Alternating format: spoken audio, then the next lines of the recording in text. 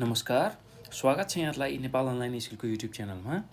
आज हामी कक्षा 10 को स्वास्थ्य, जनसङ्ख्या र वातावरण शिक्षा भन्ने जुन विषय छ, त्यो विषय अन्तर्गत रहेको एकै 8मा पर्ने किशोरावस्था, यौन तथा प्रजनन स्वास्थ्य शिक्षा भन्ने जुन इकाइ छ, त्यसको विगतमा एसएलसी अथवा एससीमा सोधिएका प्रश्नहरू र सोध्न सक्ने खालका सम्भावित प्रश्नहरू हामीले यो भिडियोमा लिएर आएका छौँ र त्यसमा पनि विशेष गरेर अति छोटो प्रश्न उत्तर जुन चाहिँ 1 अङ्कमा एससीमा सोध्ने गर्छ, त्यस्तो खालको प्रश्न र त्यसको उत्तरहरू चाहिँ हामीले यो भिडियोमा हेर्छौँ है त।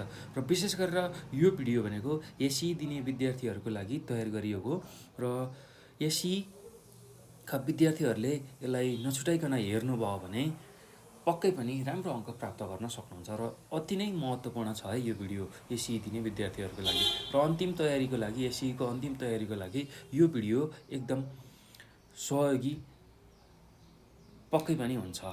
त्यो कुरा तपाईँहरूले ख्याल गर्नुहोला। ल भाइ बहिनीहरू, अब तपाईँहरूले योभन्दा अगाडिका एकाइहरू पनि हाम्रो नेपाल अनलाइन स्कुलको युट्युब च्यानलमा गएर स्वास्थ्य, जनसङ्ख्या र वातावरण शिक्षा क्लास 10 टाइप गरेर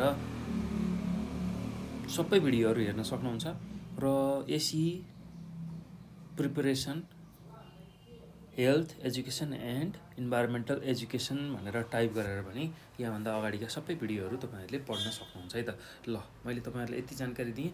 अब चाहिँ हामी यो पछि यो एकाइ 8मा रहेको किशोरावस्था, यौन तथा प्रजनन स्वास्थ्यको एससीमा सोधेका प्रश्नहरू र सोध्न सक्ने खालका सम्भावित प्रश्नहरूको उत्तरतिर लाग्छ है त। ल पहिलो हाम्रो प्रश्न के छ भन्दाखेरि तपाईँको विचारमा गर्भावस्थामा किन लिङ्ग निर्धारणको परीक्षण निषेधित गरिएको हो भनेर सोधेको छ। ल यो 2075 सालको प्रदेश नम्बर 1मा सोधिएको प्रश्न हो है त।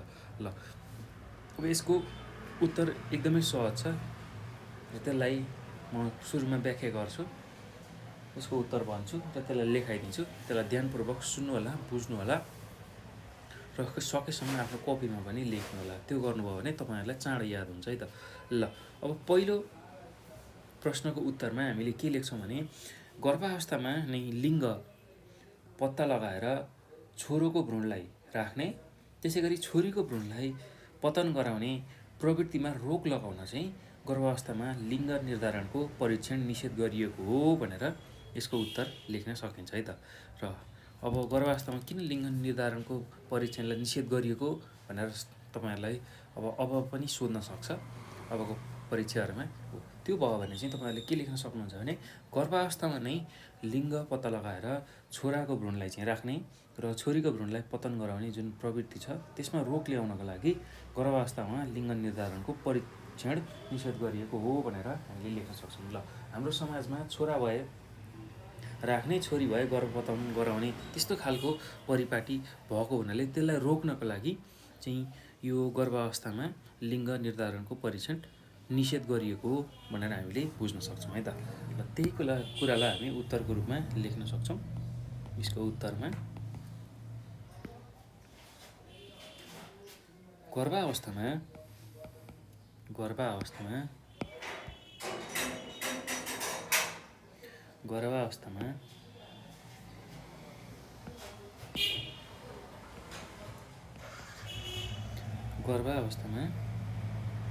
नै लिङ्ग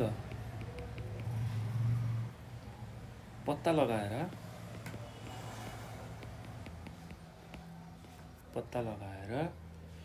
छोराको भ्रूणलाई राख्ने,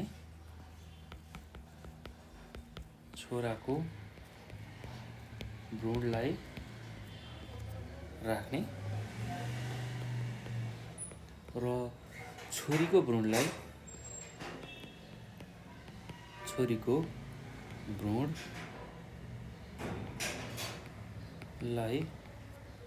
पतन गराउने अर्थात् फ्याल्ने, पतन गराउने प्रवृत्तिमा रोक लगाउन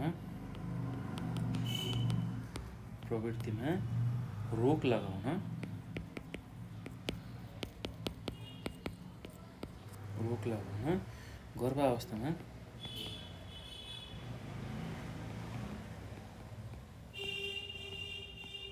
गर्भावस्थामा लिङ्ग निर्धारणको परीक्षण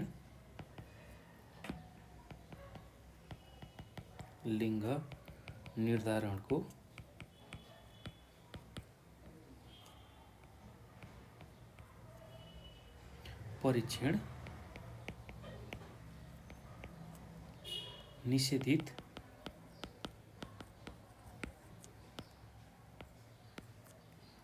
गरिएको हो।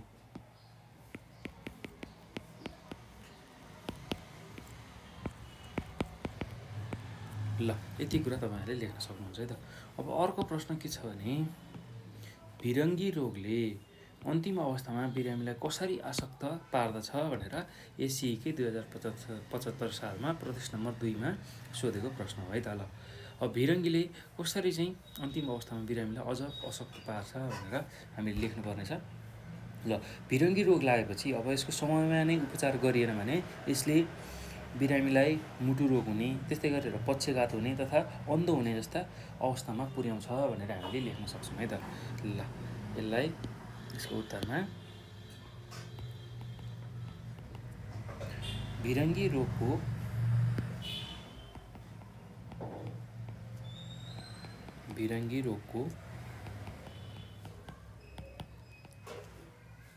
समयमा नै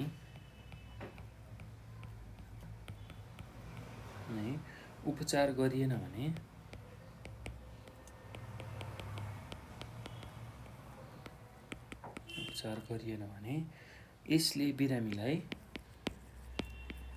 यसले बिरामीलाई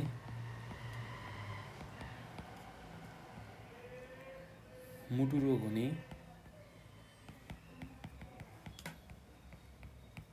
त्यस्तै पक्षघात हुने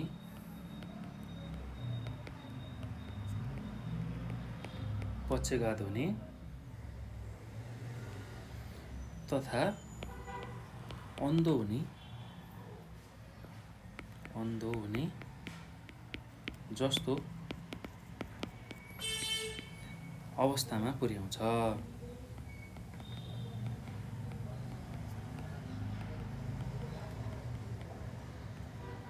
ल यति कुरा लेख्नु होला है त। अब अर्को प्रश्न के छ भन्दाखेरि गर्भवती महिलाको हेरचाहमा श्रीमानको भूमिका किन सबैभन्दा महत्त्वपूर्ण हुन्छ? कुनै एक विचार गर्नुहोस् अथवा लेख्नुहोस् भनेर राखेको छ है त। ल प्रश्न सोधेको छ, एकदम सजिलो छ यसको पनि उत्तर। र यो चाहिँ एसिईको 2075 सालको प्रदेश नम्बर 3मा सोधेको प्रश्न हो है त। ल अब यसमा के उत्तर लेख्न सकिन्छ भने गर्भवती महिलाको सबैभन्दा नजिकको व्यक्ति भनेको उसको श्रीमान भएकाले गर्भावस्थामा आउने जोखिम तथा खतराहरूबाट बचाउन श्रीमानको भूमिका सबैभन्दा महत्त्वपूर्ण हुन्छ भनेर हामीले लेख्न सक्छौँ। यसको उत्तरमा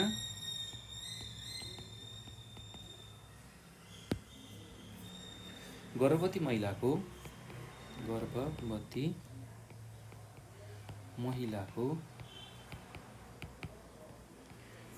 सबैभन्दा नजिकको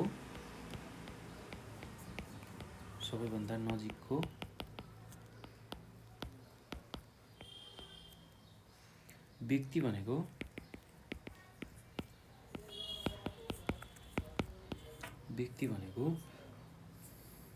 उनको श्रीमान भएकाले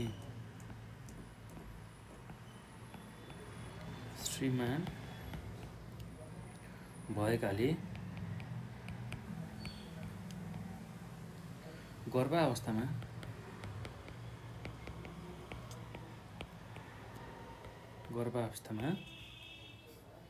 आउने जोखिमहरू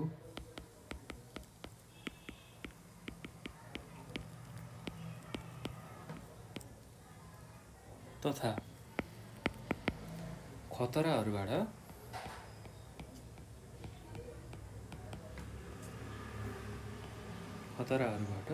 बचाउन श्रीमानको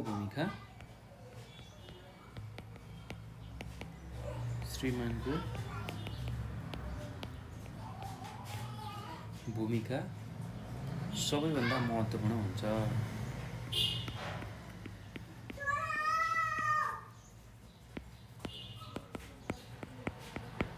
सबैभन्दा महत्त्वपूर्ण हुन्छ भनेर लेख्न सकिन्छ है त। ल अब अर्को प्रश्न के छ भन्दाखेरि BCG खोप कुन रोगका विरुद्ध दिइन्छ भनेर एसिईको 2075 सालमा प्रदेश नम्बर 4मा सोधेको प्रश्न है त। ल अब BCG खोप भन्ने बित्तिकै हामीले के सम्झिनुपर्छ भने जहिले पनि क्षयरोगको विरुद्ध दिइन्छ भनेर सम्झिनुपर्छ। त्यसलाई हामीले लेख्न सक्छौँ BCG खोप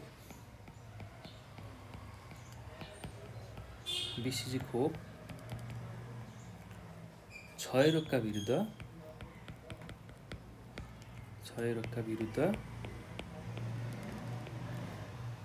दिइन्छ।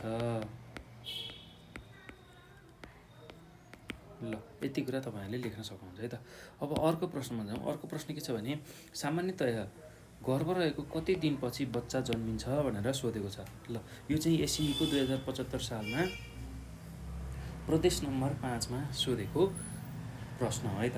ल अब सामान्यतया गर्भ रहेको 270 देखि 280 दिनभित्र बच्चा जन्मिन्छ भनेर हामीले लेख्न सक्छौँ है त। 270 देखि 280 दिनभित्र चाहिँ बच्चा जन्मिने रहेछ गर्भ रहेको। ल यसको उत्तरमा सामान्यतया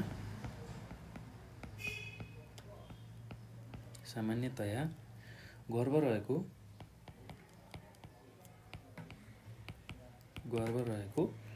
270 देखि 280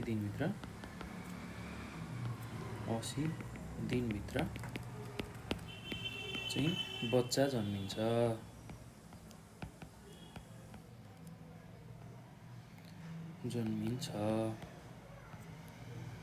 ल यति कुरा लेख्न सक्नुहुन्छ है त। अब अर्को प्रश्न के छ भने किन तपाईँ सोच्नुहुन्छ कि सुनौलो 1000 दिन कार्यक्रम शिशुहरूका लागि एक प्रभावकारी कार्यक्रम हो भनेर सोधेको छ।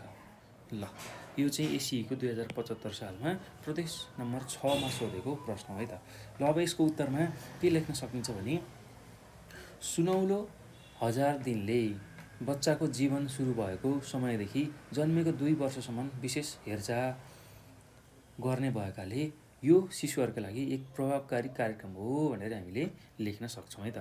ल सुनौलो यसैलाई हामी उत्तरको रूपमा लेखौँ, एकदम सहज छ है। ल सुनौलो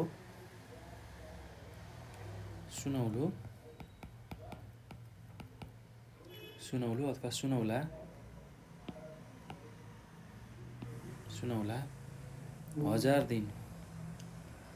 1000 दिनले बच्चाको जीवन सुरु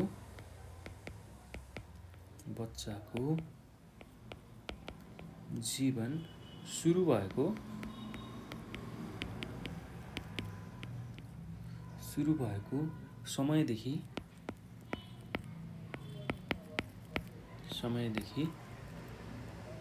जन्मेको 2 वर्षसम्म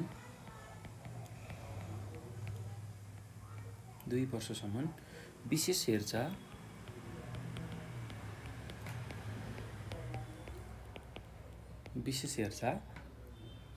गर्ने भएकाले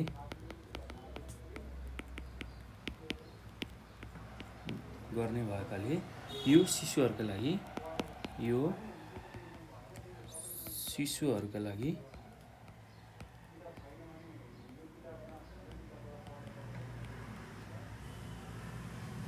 एक प्रभावकारी कार्यक्रम हो।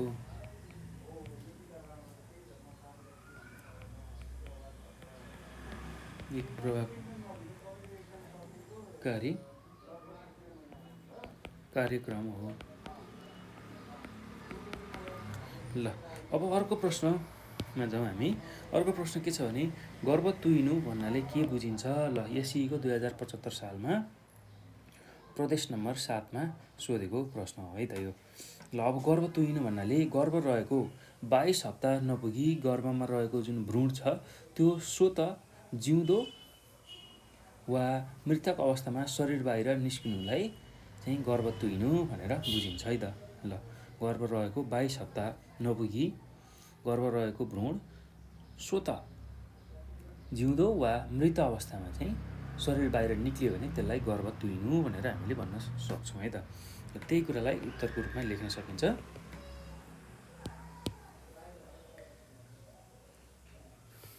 गर्भ तुहिनु भन्नाले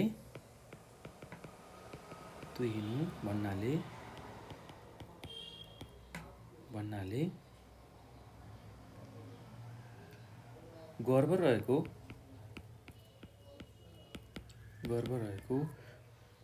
22 हप्ता नपुगी गर्भमा रहेको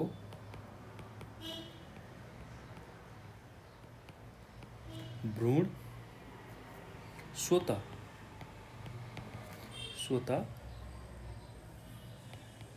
रूपमा जिउँदो वा मृतक अवस्थामा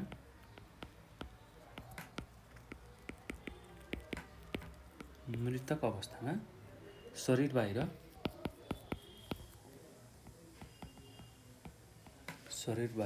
निस्किनुलाई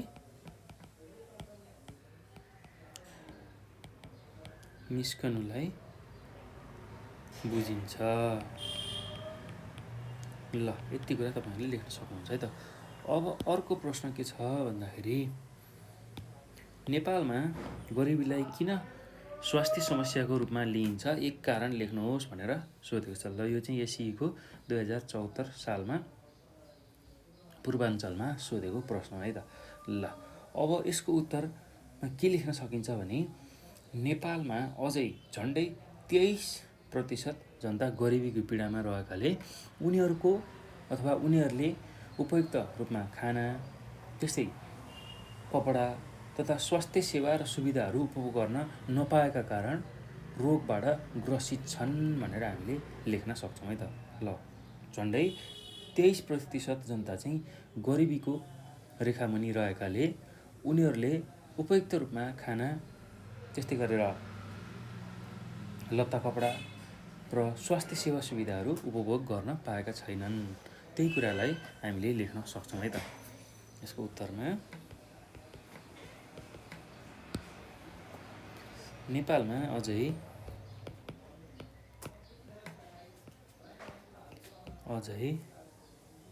झन्डै 23% जनता गरिबीको पीडामा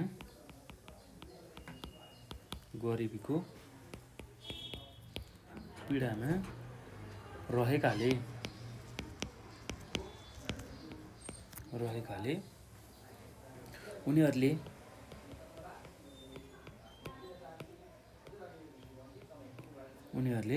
उपयुक्त रूपमा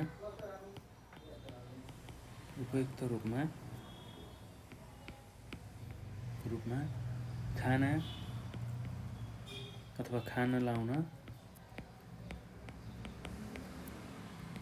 लाउन तथा स्वास्थ्य सेवा सुविधा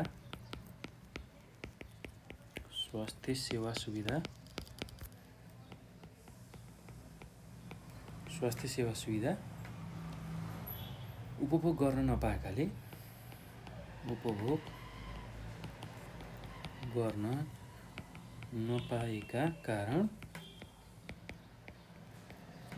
कारणले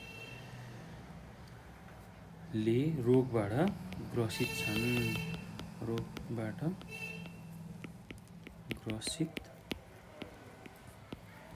छन् भनेर हामीले लेख्न सक्छौँ है त।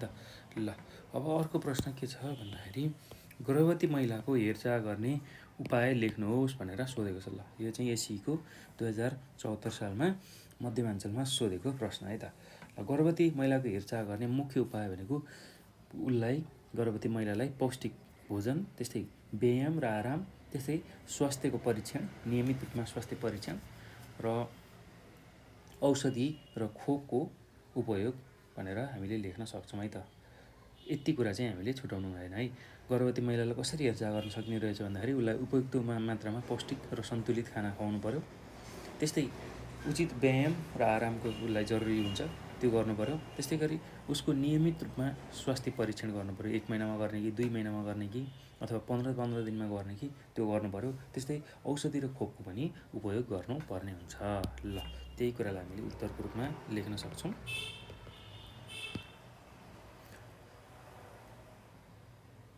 गर्भवती महिलाको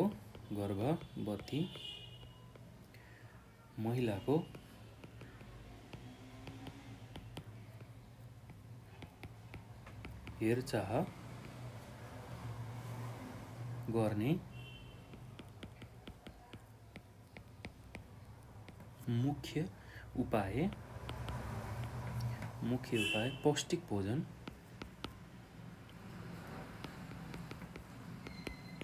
पौष्टिक भोजन, त्यस्तै गरी व्यायाम र आराम,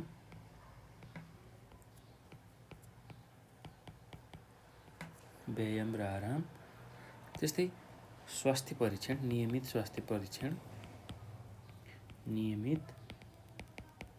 स्वास्थ्य परीक्षण, त्यसमा आमा र बच्चा कस्तो छन् त्यो हेर्नका लागि, पेटभित्रको बच्चा कस्तो छ त्यो हेर्नका लागि स्वास्थ्य परीक्षण गर्नु पऱ्यो। त्यस्तै औषधि र खोपको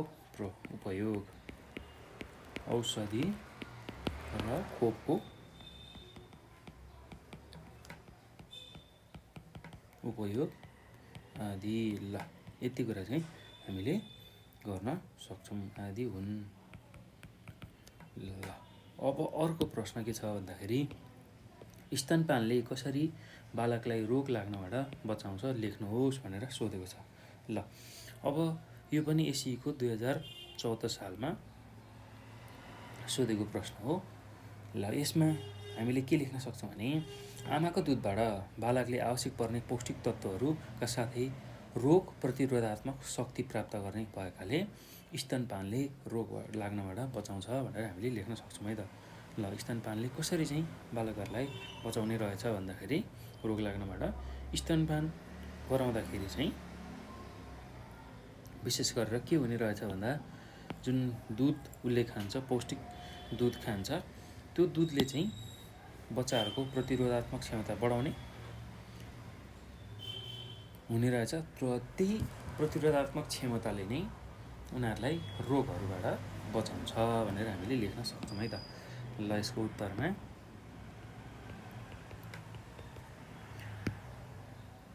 आमाको दुधबाट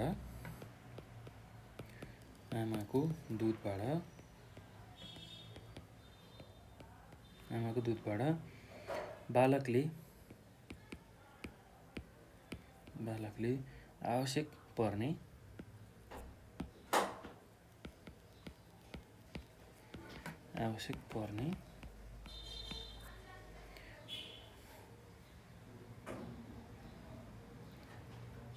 पौष्टिक तत्त्वका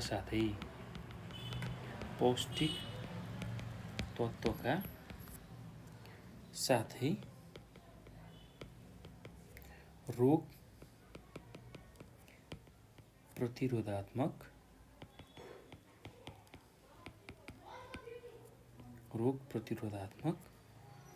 शक्ति प्राप्त गर्ने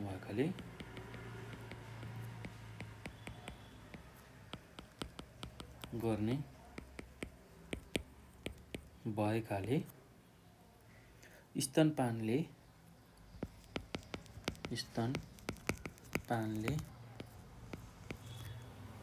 रोग लाग्नबाट बचाउँछ।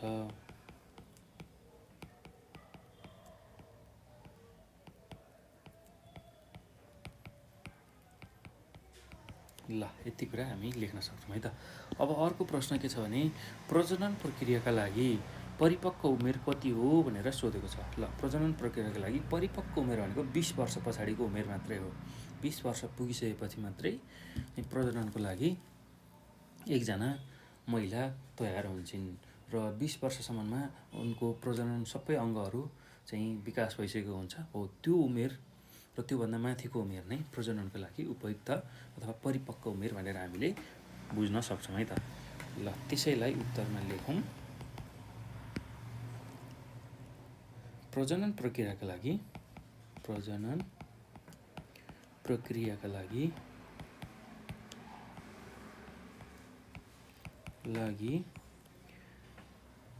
परिपक्व उमेर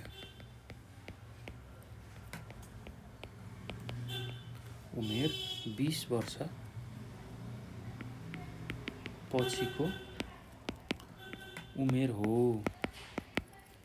ल यही कुरा हामीले लेख्न सक्छौँ है त। अब यो पछि अर्को प्रश्नमा जाउँ। अर्को प्रश्न के छ भने बालबालिकाको स्वास्थ्य सन्दर्भमा सुनौलो 1000 दिन भनेको के हो भनेर सोधेको छ। ल एकदम सहज छ है यसको उत्तर पनि। अब बालक जन्मेपछि सुरुका 1000 दिन बालबालिकाको पोषण र स्वास्थ्य हेरचाहमा विशेष ध्यान दिइने अवस्था नै सुनौलो 1000 दिन हो भनेर हामीले भन्न सक्छौँ। ल कुनै एउटा बालक जन्मियो भने उसले चाहिँ अब जन्मेपछिको 1000 दिन चाहिँ एकदम राम्रो चाहिँ उसले हेरचाह पाउने रहेछ, स्वास्थ्य हेरचाह पोषणको हेरचाह पाउने रहेछ हो। त्यसैलाई हामीले सुनौलो 1000 दिन भनेर भन्छौँ है त बालबालिकाको सन्दर्भमा। ल त्यसैलाई हामी उत्तरको रूपमा लेख्न सक्छौँ। बालक जन्मेपछि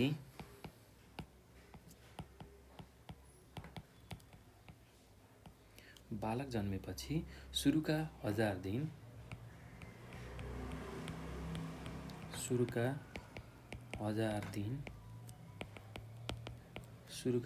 दिन बालबालिकाको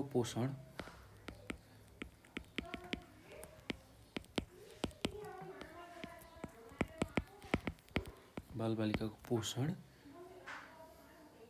र स्वास्थ्य हेरचाहमा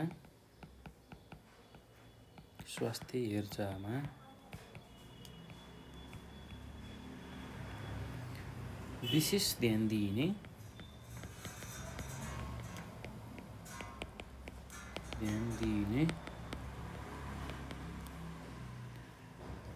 अवस्था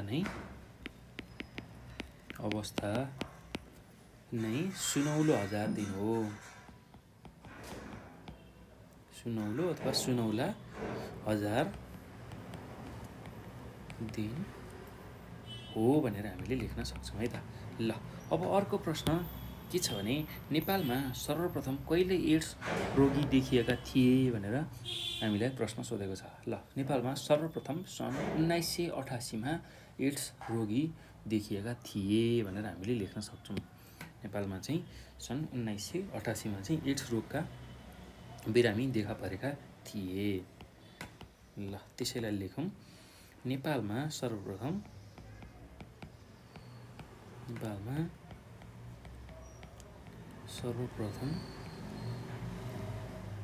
सन् 1988 एड्स रोगी देखिएका थिए।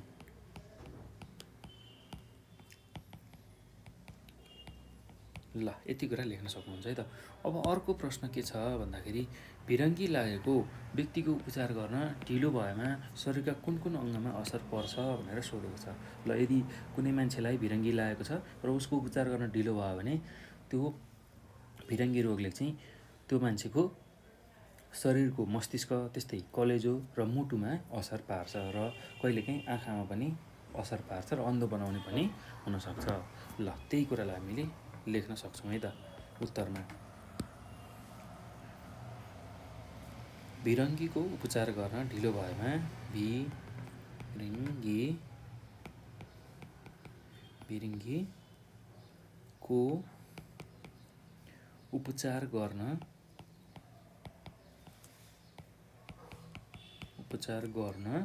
ढिलो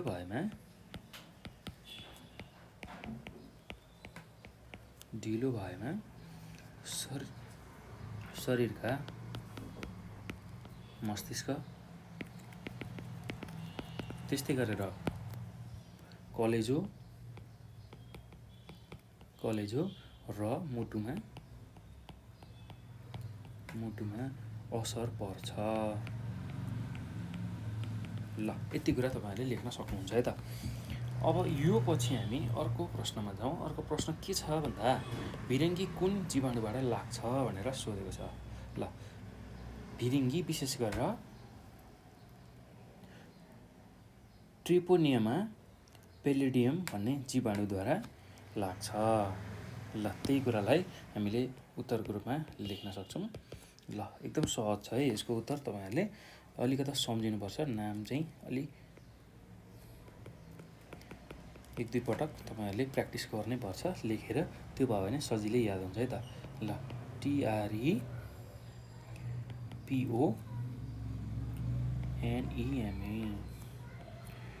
ट्रिपोनिमा,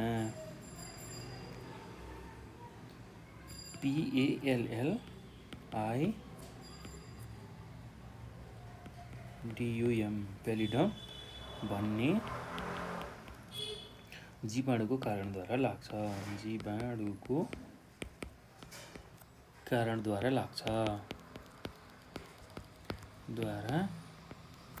लाग्दछ। ल भिरङ्गी ट्रिपोनिमा पेलिडियम भन्ने जीवाणुको कारणद्वारा लाग्छ। ल त्यति कुरा तपाईँहरूले लेख्न सक्नुहुन्छ है त। अब अर्को प्रश्न के छ भने सुजाक लाग्ने जीवाणुको नाम लेख्नुहोस् भनेर सोधेको छ। ल सुजाक लाग्ने जीवाणुको नाम भनेको गोनोकोकस हो। ल यो नामलाई याद गर्नुलाई एकदम सहज छ, त्यस्तो गाह्रो छैन। एक दुई पटक तपाईँहरूले यसलाई दोहोऱ्याउनु भयो भने एकदम सजिलैसँग याद हुन्छ है त। सुजाक चाहिँ गोनोकोकस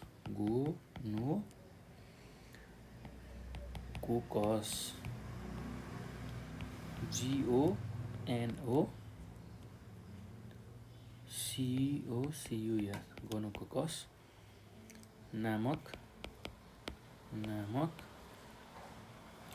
जीवाणुबाट लाग्छ।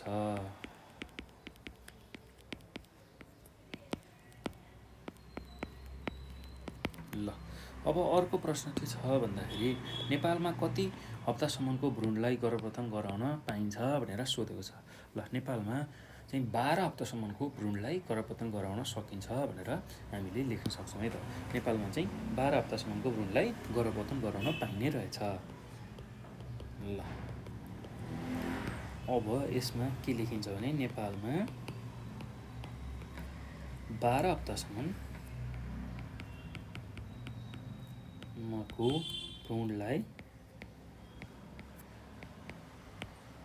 भ्रूणलाई गर्भपतन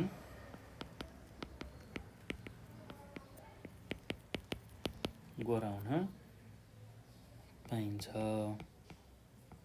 अथवा सकिन्छ। ल यति कुरा तपाईँहरूले लेख्न सक्नुहुन्छ है त। अब अर्को प्रश्न के छ भन्दाखेरि गर्भवती अवस्थामा आउने कुनै 2 सामान्य स्वास्थ्य समस्याहरू लेख्नुहोस् भनेर सोधेको छ। ल गर्भवती अवस्थामा चाहिँ विशेष गरेर वाकवाक लाग्ने, त्यसै गरी छाती तथा पेट पोल्ने हुन्छ है त। र विशेष गरेर गर्भवती भएकै थाहा पाउने भनेको वाकवाकी लाग्ने हुन्छ, खान मन नलाग्ने हुन्छ हो, त्यसबाट नै हामीले थाहा पाउँछौँ है त गर्भवती अवस्थामा। ल यसलाई उत्तरको रूपमा यसरी लेखिन्छ। गर्भवती अवस्थामा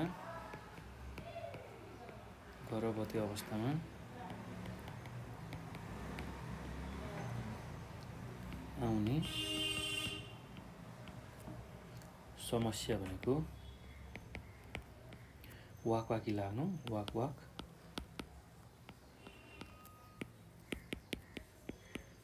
लाग्नु र छाती तथा पेट पोल्नु हुन् भनेर लेख्न सकिन्छ है त। अब अर्को प्रश्न के छ भने नाल काट्दा नाइटोबाट कति सेन्टिमिटर टाढा काट्नुपर्छ भनेर सोधेको छ। ल जहिले पनि अब बच्चा जन्मेपछि नाल काट्नुपर्ने हुन्छ र त्यो नाल काट्दाखेरि चाहिँ हामीले विशेष गरेर 2 सेन्टिमिटर टाढा काट्नुपर्छ। ल त्यही कुरालाई हामी लेख्न सक्छौँ उत्तरमा। नाल काट्दा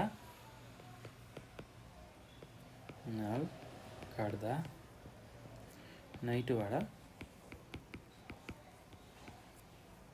2 सेमी 2 सेन्टिमिटर टाढा काट्नुपर्छ।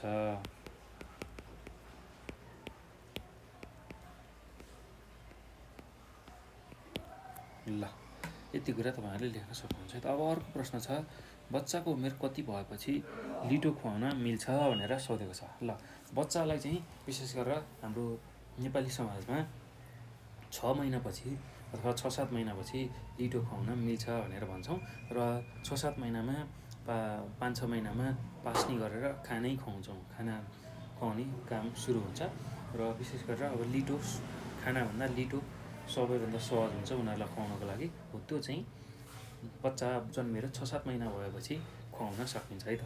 ल त्यही कुरा हामी उत्तरको रूपमा लेखौँ। बच्चाको उमेर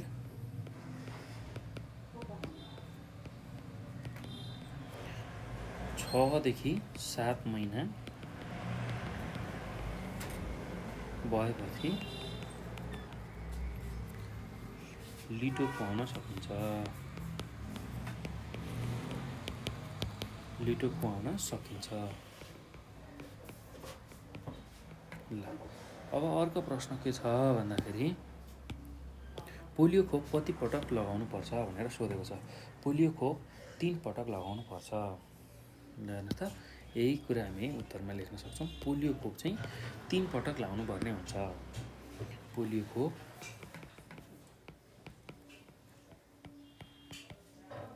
खोप 3 पटक लगाउनु पर्छ।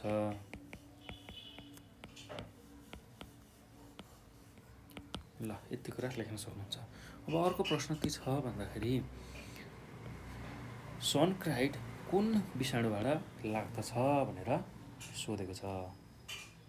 सनक्राइड विशेष गरेर हेमोफिलस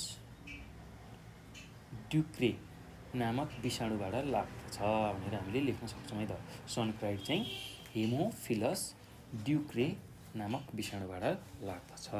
ल यो अलिकता नाम सम्झिन तपाईँहरूलाई अप्ठ्यारो होला, तर सजिलो छ, यसलाई दोहोऱ्याउनु चाहिँ पर्छ र सबै कुरा सिक्ने आधार भनेकै रिपिटेसन अर्थात् दोहोऱ्याइ जे कुरा हामी गर्छौँ त्यो कुरा हामीलाई चाँडो याद हुन्छ है र सजिलै याद हुन्छ। जति सक्दो हामीले दोहोऱ्याउनै पर्ने हुन्छ। पढेका कुराहरू जति दोहोऱ्याउँछौँ त्यति हामीलाई याद हुन्छ है त। ल अब यसलाई सनक्राइड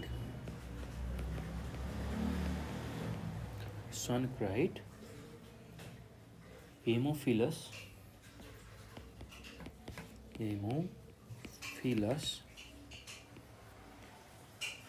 ड्युक्रे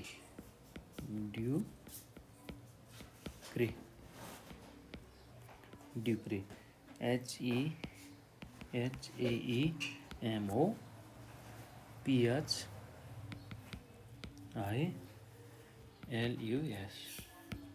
हेमोफिलस DUCREY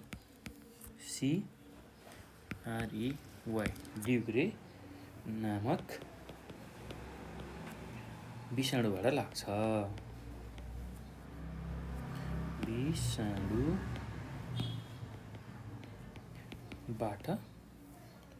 लाग्छ। ल अब अर्को प्रश्न के छ भने धनुष्टङ्कारबाट सुरक्षित हुन कति पटक टिटी खोप लगाउनु पर्छ भनेर सोधेको छ। ल धनुष्टङ्कारबाट सुरक्षित हुन 2 पटक टिटी खोप हामीले लगाएकै हुनुपर्छ। धनुष्टङ्कार भन्ने जुन रोग छ, जुन रोग लाग्दाखेरि चाहिँ हाम्रो शरीर चाहिँ कुप्रिएर धनुष जस्तो हुन्छ, त्यो मांसपेशीहरू खुम्चिएर चाहिँ शरीर धनुष जस्तो हुन्छ हो। त्यो रोगबाट बच्न चाहिँ हामीले 2 पटक चाहिँ टिटी खोप लगाउनै पर्छ है त। ल त्यही कुरालाई हामी उत्तरको रूपमा लेख्न सक्छौँ। धनुष्टङ्कारबाट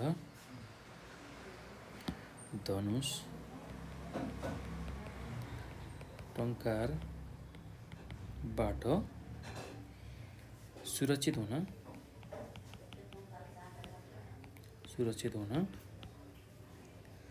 2 पटक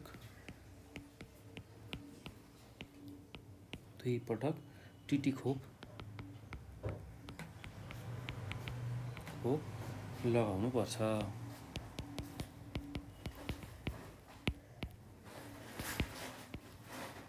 ल यति कुरा हामीले लेख्नु पर्यो है त। ल भाइ बहिनीहरू, अब यो सँगसँगै हामीले यो जुन एकाइ छ, एकाइ 8मा रहेको किशोरावस्था यौन तथा प्रजनन शिक्षाको अति छोटो प्रश्न उत्तर, जुन चाहिँ एसई अथवा एसएलसीमा विगतमा सोधिएको थियो र सोध्न सक्ने खालको जुन प्रश्न उत्तरहरू छ त्यसको सबै कुराहरू हामीले यो भिडियोमा हेऱ्यौँ। र योभन्दा पछाडि चाहिँ हामी अब यही एकाइकै समूह बी अर्थात् छोटो प्रश्न उत्तरहरू जुन चाहिँ 4 अङ्कमा एसईमा सोध्ने गर्छ त्यसलाई लिएर आउनेछौँ र त्यसलाई पनि तपाईँहरूले हेर्न नभुल्नुहोला, नछुटाउनुहोला। र विशेष गरेर एसईको तयारीको लागि हामीले यो भिडियो तयार गरेका हौँ, त्यसैले यसलाई ध्यानपूर्वक तपाईँहरूले सुन्नुहोला, बुझ्नुहोला, पढ्नुहोला, अध्ययन गर्नुहोला। र अब तपाईँहरूले यो भिडियो हेरिसक्दा धेरै कुराहरू बुझिसक्नुभयो भाइ बहिनीहरू। र यदि कुनै कुराहरू बुझ्न गाह्रो भयो, कन्फ्युजन भयो भने तपाईँहरूले हामीलाई 9849595895 यो नम्बरमा कल गरेर सोध्न सक्नुहुन्छ। त्यस्तै यही नम्बरमा भाइबर, त्यसै गरी वाट्सएप अथवा टेलिग्राममा पनि हामीलाई फोन गरेर अथवा मेसेज छोडेर आफ्नो जिज्ञासा समस्याहरू राख्न सक्नुहुन्छ र हामी त्यसको समाधान तपाईँहरूमाझ लिएर आउनेछौँ। र यो विषय मात्र नभई अन्य विषय जुनसुकै विषय सोद्धा पनि हुन्छ तपाईँहरूले हामी त्यसको समाधान गर्ने प्रयास गर्नेछौँ है त। र त्यस्तै गरेर नेपाल अनलाइन स्कुलको फेसबुक, त्यसै गरी टिकटकमा पनि तपाईँले हामीलाई फलो गर्न सक्नुहुन्छ। फेसबुक र टिकटकमा पनि फलो गर्न सक्नुहुन्छ। र अब भाइ बहिनीहरू, यो भिडियो हेरिसकेपछि तपाईँहरूले यसको बारेमा सबै साथीहरूलाई जानकारी दिनुहोला, सेयर गर्नुहोला उनीहरूलाई। र एसई दिने जो हुनुहुन्छ उहाँहरूलाई यसको बारेमा जानकारी दिनुभयो भने पक्कै पनि उहाँहरूले धेरै योबाट लाभ उठाउन सक्नुहुन्छ है त।